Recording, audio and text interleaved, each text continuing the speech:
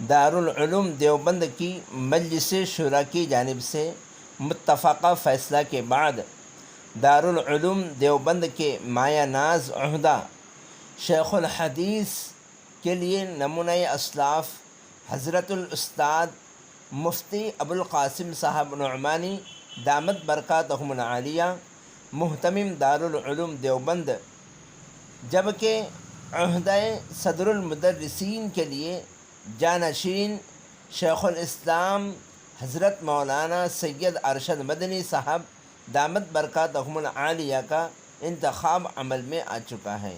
دعا ہے رب کریم ان دونوں بزرگان دین کی عمر دراز فرما کر ان کا سایہ علمی تا دیر قائم فرمائیں، آمین یا رب العالمین۔